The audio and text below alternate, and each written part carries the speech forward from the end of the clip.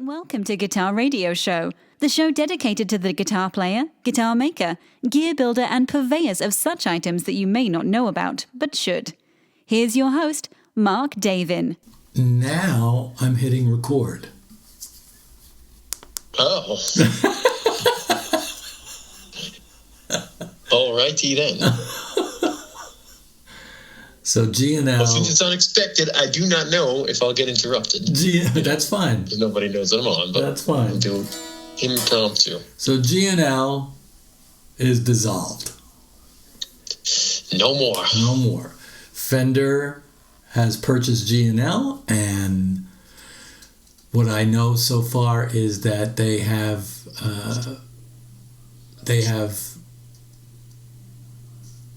tried to trade. Now they are trademarking Leo Fender's name because that was something they didn't have before because G&L had it.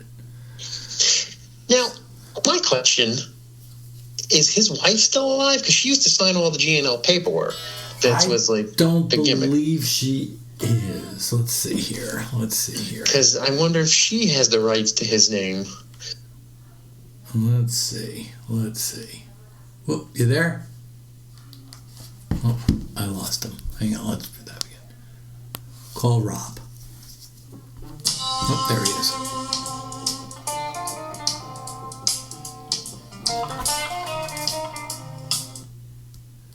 Hello. Yeah, I don't know. I did something wonky with the phone. I need to push you over to, how do I do this now? But do you need to call me back? I think I do. Hang on. Yeah, let me call you right back. Okay. There you go, folks. This is what happens when you do an impromptu. Call Rob. This is what happens when you do an impromptu episode. This is what happens. From a phone call to an episode. There we go. He's back. All right. So, yeah, about her, I don't know. Let's see here. Let's see. How do I do that? No, that's not what I want. Still is Fender. Yeah, I can't. Can you have are you on your phone?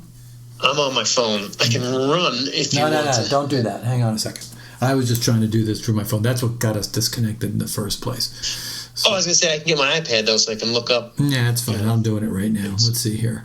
Is Leo Fender's wife still alive? No, she passed in 2020. Oh, okay. Yeah, his first wife passed in 79. I knew that. I knew his second wife was his secretary or whatever, and she was significantly younger than him. Yeah, she passed in 2020. So, I wonder if the name just went with the company then. I think it probably did. It probably fell to that. So we know that they're trying to register the trademark now, Leo Fender. So they'll own it all. Also, one of the other things that will go away now, potentially, will be BBE effects. Oh, yeah, because G&L owns BBE. Right. I remember G&L made a couple of their own G&L pedals for a little bit, but that's a shame. I like BBE. I always did. Yeah, so we'll see what the market does there. Everybody needs a sonic maximizer. Yeah. So, I'm holding my tribute right now, my legacy tribute. It's been in the case for, 5 months. Haven't touched it. Pulled it out. It's completely regular, right in tune. Pre-Fender. Remember, you have to advertise it as pre-Fender. Pre-Fender. I got one of them pre-Fender G&Ls. Pre-FMIC. Well, technically, it's post-Fender and pre-Fender, right? Because it's post-Leo it's post and pre-Fender. Right, true. This is true. So, so now we're going to see whether or not this will go the same route as SWR, Tacoma, stuff like that. If it'll just get shelved Well, that's exactly SWR. When Fender bought it, the initial stand, they changed to shelved with rage, because they were like, "You're going on the shelf, but we're taking your shelved with ideas." rage. I like that. But yeah, we'll see what happens. I think, maybe they will let it sit for a while and wait and see what kind of demand there is, and I'm sure there's going to do focus groups and, all sorts of polling and figure out whether or not they can actually do something. But I think what they really wanted here was Leo's name. Yeah, which makes me upset, because I know that G&L, since Leo's passing, has left his office untouched. Like the day that, as whatever he left on his desk the day he went home and then died. Yeah. Like it was left that way, and I'm so worried that they're not going to want the building or anything. That's just all going to be like disturbed. I can confirm the building is empty. Oh, so Leo's stuff is gone. It's gone. Yeah, see, that's crap. So where that went, I mean, for all we know, because this is in what part of California was G&L in? Don't know. Let's see here. Where is the G&L factory located? It's on Fender Avenue in Fullerton, California. Oh, we're so silly. Yeah, because he had... I should have known it was Fullerton. That's right, because he had the whole thing built. That whole thing was built, and then they named the street, because there was nothing there before. The street was named there. I couldn't remember they were made in Fullerton. Yeah, so Fullerton, and now... I'm shocked by the news. And Fender's in Corona. So there is a possibility that, maybe Fender, for purposes of, preservation, went ahead and took, painstaking videos and pictures and stuff like that, and they're going to recreate that in Corona. Yeah, no, it's not the same. It's not the same, they needed of course. To cut the whole corner of the building out and transport that corner of the building. That's the way you do it. Well, yeah. Like a historical site. That's right. They move historical houses sometimes. Right. Oh, absolutely. It could be done. Yeah. Fender, Yeah. I'm not the biggest fan of Fender currently. You know what I mean? Like the just the way they handle things currently. So. Well, you got to remember, they're a conglomerate. I know they should stick with being a car, dealership maybe, and not. They are a conglomerate. Not running. But Fender like a car dealership. I still think the instruments they make are great. I have certain favorite years, certainly, but guitars are like cars. Sometimes, it doesn't matter who's making them, really. You get good ones, you get bad ones. That's just how it goes, I got no complaints about the quality and stuff that's going on. Every time you turn around, they're renaming something. How many times does the American Standard become became the Professional or the Elite or this? It's not necessary. Yeah, well, it's not necessary. It was the American Standard, then the American Professional, the American Ultra. There's the Professional 2. Professional 2. There's the, Brussels Sprout 3. It's all these different, edifications or modifications that they're going to make. Look, it's all about marketing at the end of the day. It's all about, what are they going to... How can they repackage it and sell it to the same customer over and over again? Yeah, I get it. But they're smart. I think they are. I think one of the smartest things they ever did was creating the classic vibe Squire. Oh, yeah. But again, so now you got the classic vibe. That means the G&L Tribute Series is never coming back. Oh, that's definite. That's not coming back. And the thing that made the Tribute Series so great was it had the American G&L pickups in it. Yeah. Like they sent that stuff over. Yeah. And had it manufactured, and those are great guitars. Not that the classic vibes aren't great guitars, they are. But I don't know. I think the legacies, the G&L legacies, are closer to American-made guitars than the classic vibe is. I agree. So, and only from one standpoint, in my opinion, the main standpoint for me, because everything's about the neck for me. Mm-hmm. I do not like the classic vibe necks. I have yet to try a classic vibe. Like I have a Jazzmaster classic vibe. First thing I did was that neck came off and I sold it, and I actually put a Mexican neck on it. And right, yeah, I remember you telling me that. Yeah, and it's great. It's great. That's solid. So, but yeah, I mean, this is business.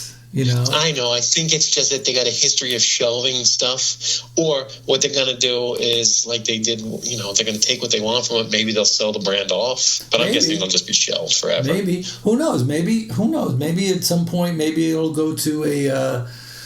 Maybe it'll become a custom shop item. Oh yeah. I mean, who knows? Didn't they do that with Jackson and Charvel for a little bit? They did, yeah. I mean, I don't know how much demand. I mean, look, the American instruments that G&L were making were, I mean, they had their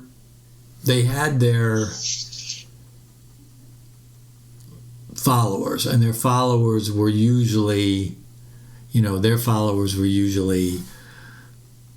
a lot of country guys for a while, especially that Telecaster thing that they had.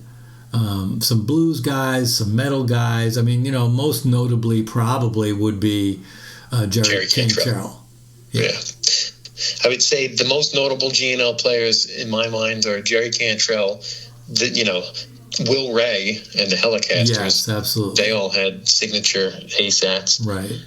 And that's it. That's all I could think of that I associate with G&L. Yeah, so like I'm on the G&L website right now, and there's under family in the website, you've got Tom Hamilton. They have listed first, and I see him play so many different basses. So it's hard to pin him down. He's advertised everything. Right. Jerry Cantrell is number 2. Elliot Easton, but Elliot plays so many different guitars, and he's another one. He's a big Gibson. He's a big Gibson Fender guy. Right. And Gretsch. He has signature Gretches too. And signature Gretches, yeah. Speaking of Gretsch, there's another company that Fender owns, right? So, well, no. Well, no, they sold it off. Gretsch owns it. Gretsch owns. They just build for Gretsch, so it's like I don't know. Oh, a third party licensing thing. Yeah, like Gretsch doesn't build their own guitars and hasn't built their own guitars in fucking like 55 years. Right. They just are contracted to build the guitar, so it's like a partnership. Because Gretsch still owns and builds, their own drums, and Gretsch still owns the guitar stuff, but it's built and distributed for Fender. Okay. So I think that's more of a partnership than an ownership. Right. Whereas with Fender and with Charvel and Jackson, everything's own Charvel. It's getting made in Corona. Down Mexico, wherever, yeah. Yeah, down the hallway. Also. Yeah. So this is interesting. So I mean, I went on Reverb and looked at what G&Ls are going for. This, and are people writing yet pre-Fender? No, nobody's done that yet. If I had a G&L left, I would do that. I mean, I'm seeing, there's right now there's 80 left-handed ones. Well, that's a lot of left-handed ones. Yeah, there's a lot of lefties, both American and Indonesian. And, they're ranging anywhere between 1,800 to 2,200, depending on the model. So it's a shame as the Cantrell models are going to go. They were already crazy. They're going to go even more crazy. Yeah, you're never going to be able to get another one. Yeah, because you won't be able to have them built anymore. I don't think I have any G&Ls currently. I think I sold my last one earlier this year, that Telly or the ASAT, that with the Charlie Christian pickup. Yeah. I mean, I have a replica G&L. I got Jerry Cantrell replica. That's the nude girl on there, right? That's what you have. Yeah. Yeah. I mean, here's one. This is the most expensive one I'm seeing here. Is that considered a G&L? Yeah. Okay, I'd go with that. Yeah. Okay. Here's a G&L S500 1994. It's a left-handed, one of a kind, black mother of pearl swirl. How much? It's actually a really beautiful instrument. It is Really beautiful. $22.95, $75 shipping. Well, that's not terrible. So it's considering. It's absolutely gorgeous. So I just sent it to you so you could take a look. But yeah, I mean, you know, we'll see. We'll see what happens. It should be interesting. Let's see what we're looking at in the right-handed world. About the same. Everything's looking the same. Well, here's a '93 USA Strat style. It's $1,000. Yeah, they're not terribly, outrageously priced. No, they're not. They're not. And there's 5,000 of these. Yeah, see that S500's nice looking in that. That's beautiful, isn't it? That's a great color. Yeah. Great color. Great color. Absolutely. So that was the thing with G&Ls. So when I was a kid, there was this guitar shop, and they were the only ones around that had Paul Reed Smith and G&L. And that's where the first time I ever saw like a Paul Reed Smith was through the shop. And I'm talking like when I'm like 14. And G&L was the thing, and I aspired to have a G&L ASAT bass. That was like that. And I ended up with one, when I got older, like 19-ish. It was a great bass, but they were like always this cool, like boutique-y thing, but they had terrible resale value. You'd buy it and you'd be getting a custom Fender, custom shop quality all day on a standard instrument. But, if you were buying it at the time, let's say it was like $1,500, you could expect to get like $750 if you wanted to sell it. So it was like half right off the bat. So they were always an obtainable, really good guitar. Yeah. And for me, I didn't get mine until early last year, and right and that was because I was like, okay, I've fully dove into the whole Strat-shaped object thing, and I said, okay, now let me try. I've tried the best. Let me try the rest. That was kind of my mental capacity on it. So I started bringing in G&L and Ibanez and Yamaha and who else? Let me look around the room here. Oh, of course, PRS. Silver Skies. But did you own a third of the Silver Sky market? I do, yeah, at this point. The Crayola. Marky Crayola. It's got one in every color. Crayola. I even have a sharpening. I want you to get all Bonamassa on me and have two in every color. But yeah, there is. I mean, when we've talked about this before, where the G&L, the body is slightly bigger all the way around. It's definitely heavier. It's a different type of resonance. It's a darker sounding kind of a thing. Granted, it's a rosewood board, but the tremolo, I think, far destroys the regular Fender Fulcrum. Well, Leo said that the culmination of everything that he refined and came up with is in those guitars. He said that they were the ultimate thing that he ever built. Right. I mean, he's also trying to sell it to you, but he's saying that it's, all of his years of research made this like the best possible version of a Fender that you can get. Right. He was right, though. He definitely was right. Yeah.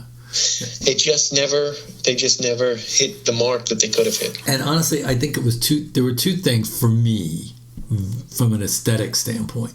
Because once I played one and heard one, I was like, "Woof! What was I waiting for? What was it?" You don't like the headstock, right? I hate the headstock.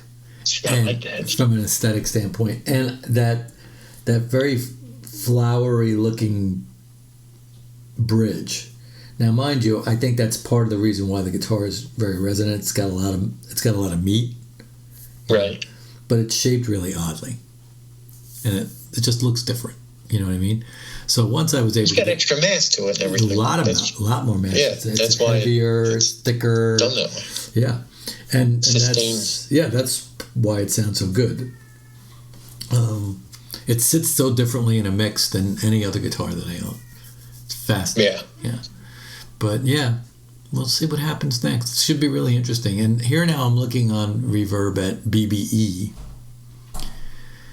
And I figure Fender will absorb, because people have been using that sonic maximizer forever. I mean, it was in racks for all those rack guys back then. It actually does a thing, you know what I mean? Like, it does something. People dig it. I can't imagine that going away. I would think that they would be hard-pressed to rebrand that as a Fender and just put them out, in their line of pedals as they're trying to get into the, they've been trying to bust into the pedal market for the last few years. Yeah, I mean, they could say, BBE by Fender, or they can say Fender BBE. I wouldn't change any of it. I would just say BBE. Because who really knew that G&L owned BBE? Because they just bought that recently. Yeah, true. Within the last decade. Yeah, it's interesting because here I am, I'm seeing, here's the rack version of the BBE 482 Sonic Maximizer from the 2000s. It's $70, the rack version. No crap. Yep. That's a good deal. Yeah. Listen, even Zach Wilde still uses them. Yeah, and then there's a mini BBE Sonic. The pedal version? The pedal version, a mini, for $299. Yeah, well, the rack version, nobody... Rack stuff is funny because it's kind of on a comeback a little bit, but it's amongst a group of people that are into racks, and they're like trying to make the rack thing come back. Right. So it's like... I don't know. Well, and here's another one. Nostalgia people. Right, and here's another one that's been around the block. It's all beat up. It's an older one of the big pedal. And it's a Sonic Maximizer. $54. So, what was the two-timer? The two-timer was an analog delay. Yeah. I was going to say.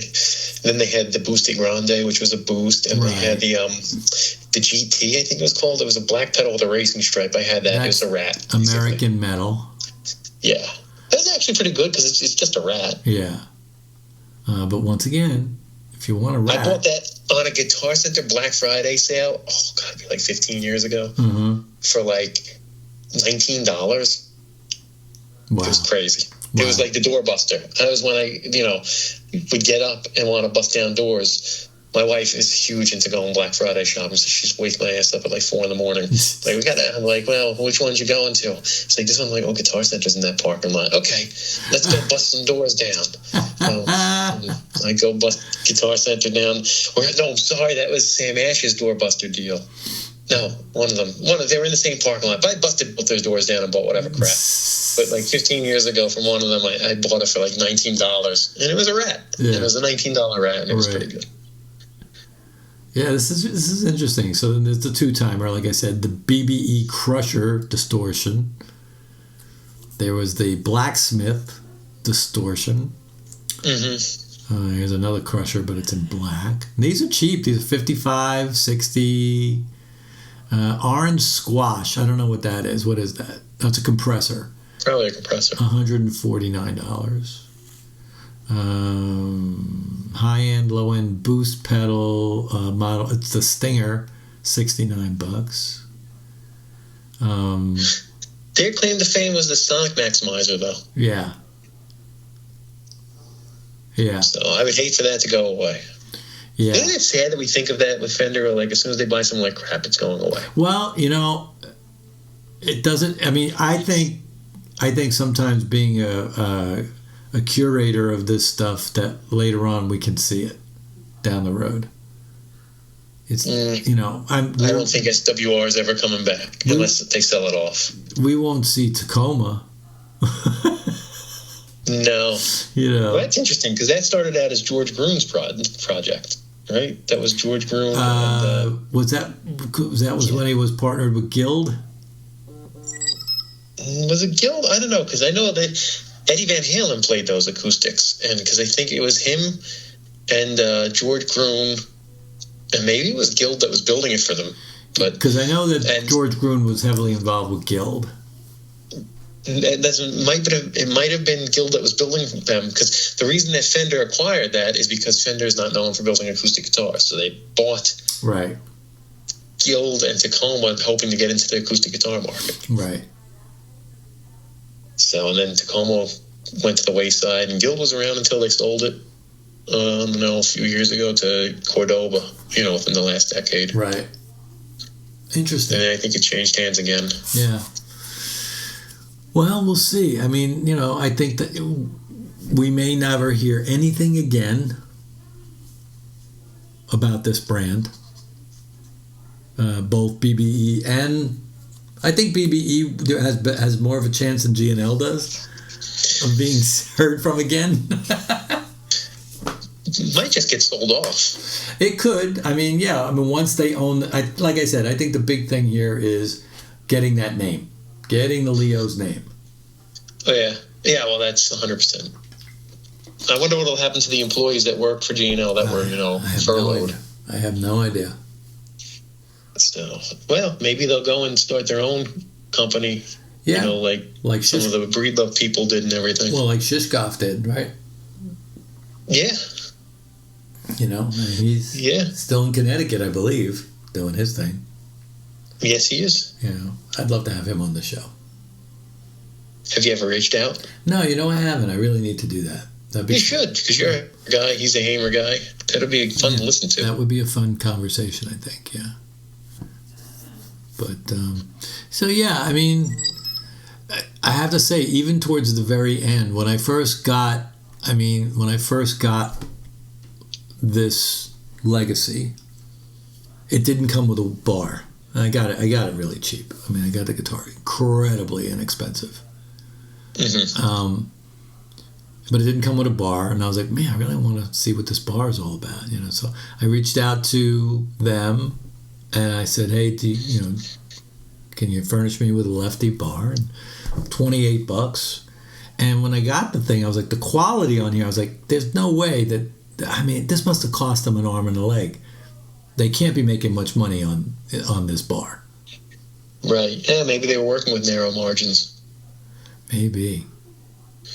You know what? I have a G&L Telecaster pickup, actually, still. So I do still have a G&L. Now I got to throw it on reverb as pre-Fender G&L Teleneck pickup. I don't know if that's really good. Do you think that's going to happen? I don't know. It's fun to mess with people on reverb. I'll get the hate mail.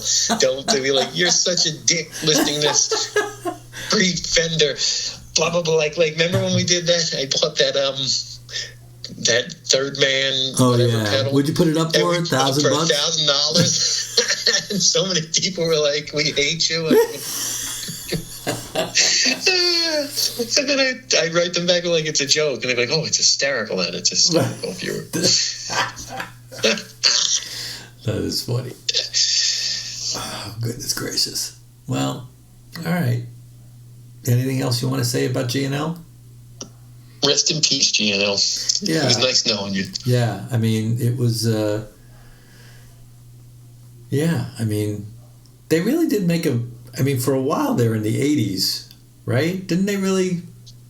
They came out swinging. Yeah. Oh, yeah. I mean, the company started in 1980. Yeah. Right when he split from Music Man. Yeah. That whole story is a little sketchy, the way that he started G&L. Because he was building the bodies and necks for Music Man, for Ernie Ball. Uh-huh.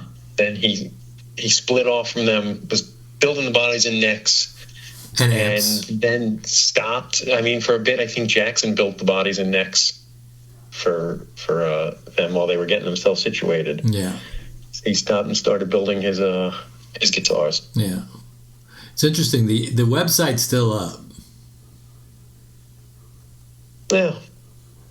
That'll probably stay up forever. You know what I mean? Like Fender, what would they take it down for? No, they might There's still back stock that's got to be sold. Yeah, but how much could there possibly be? Probably not a lot, because according to McKnight, that they were on like an order basis. Right. Like they ordered their imports and stuff when they had orders. So if Sweetwater was like, we want 50 of them, then they would put in the order and have them built. Right. So I don't know if there's a whole lot of stuff left, but there has to be something left. Yeah, I wonder about that. I wonder. But McKnight said this a few weeks ago on his show because somebody wrote in that they had an order for a G&L custom shop. I guess they were ordering it for Sweetwater or whatever. Uh-huh. And they said, should they ask for their money back? And he said, absolutely. He's like, I don't think that's going to get fulfilled. So call them and tell them that you want your deposit back. Yeah. It's interesting. I'm looking at all these dealers.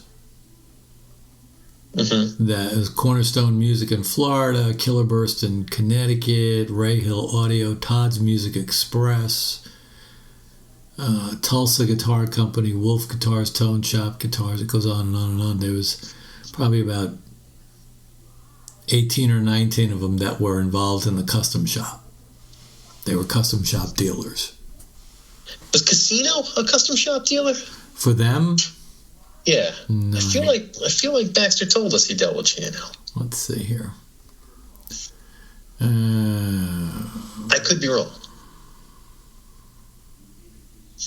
I'm not seeing it. I might have made that up then. No, or they might not have been listed. Who knows? I thought that he said that on our episode, but folks, go back and listen to the episode with Baxter from Casino Guitars from earlier this year and see if he said that. Yeah, that was a fun one. If you haven't heard that, that was a good one. That was a fun one. He was fun, and I enjoyed his company greatly. I recommend that show to people when they say guitar radio show. What's that? And I say, you should delve into it and check out this episode as your starting point. That's an interesting place to start. Yeah, it kind of gives a good vibe on the whole, roundabout how the conversations go. Yeah. And stuff. So I figure that's a really good starting point episode. Yeah, I think if you want to hear a good conversation about gear and the business and stuff like that, that's definitely a good one. And then I think for artists, I like the Eric Johnson one. I think people should tune in for the Steve Morse one that'll be upcoming. Oh, that's coming up. Yeah, that's coming up this week. That's coming up this week. So that should be the fun. Lettieri one was a good one too, as far as artist conversations. That was fun. He's something. He's great. So yeah. All right. Well, G&L, you will be remembered. I was putting this thing up on the chopping block. Now I'm starting to wonder maybe I'll just hold on to it just for just hang on to it. Just for posterity alone. But yeah. Maybe buy a second one. I don't know about that. Although I did find a really cool lefty body today, a USA lefty body. Really? Yeah. What was that run of? 319. Not bad. Yeah. 4-bolt or 3-bolt? Because some of them had 3 bolts. That's a good question. Let me look. Hang on. Because Leo swore by that 3-bolt. Which listen, I love 70s Fender shit. I love the 3-bolt with micro tilt on everything. Let's see, folks. It's a 4-bolt. Nice. And it's a purple sparkle. Oh my God! You sold me on purple. Yeah, it's kind of cool. I'm just saying, maybe you should invest in that. Yeah, I'm thinking. Is it loaded, pickups and all? Yeah. That's not bad for a loaded American body. I really just have to throw a neck on it. Dude. That would be funny, actually. I get American neck, throw American neck on it, and say, look, it's a merger. Oh, crap. You should totally do that. I'll call it the merger. The FNL.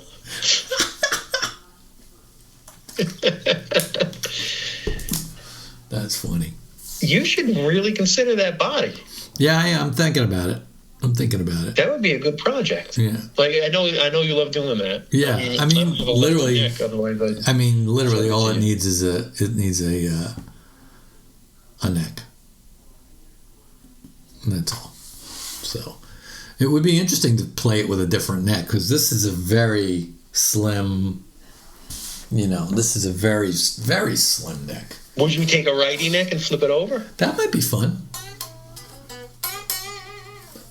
So you can pick those up from, Oh, yeah. Franklin or the Stratosphere, but you can get them from Franklin fairly cheap.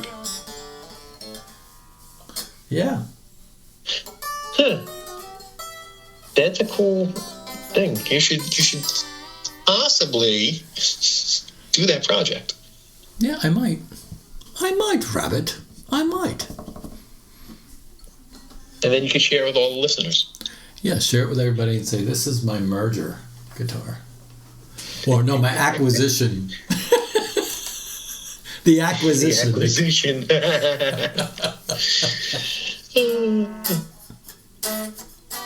Oh, well. All right. Well, this has been fun. Thanks for doing this roundabout. Absolutely. We had actually started this phone call before, and Rob said, you should be hitting record. So I called him back, and we did. I'm so full of good ideas. Yes. All right. Idea, man. Vaya con Dios, G&L. We wish you all the best, everybody. I hope all the folks who are working there, they get a good gig. Hopefully, maybe even Fender gave them a gig. Who knows? It would be nice. Yeah, maybe that'd be good for them. Yeah. All right. Well, you sign off. We're going to sign off, but you hold on. Alrighty. Right. Check out Guitar Radio Show on iTunes, Spotify, iHeartRadio, Stitcher Radio, GuitarRadioshow.com, and anywhere you get your podcasts. Find Guitar Radio Show on Facebook, Instagram, and Twitter. And remember, if you like the artists you hear on Guitar Radio Show, don't just stream their music, buy it.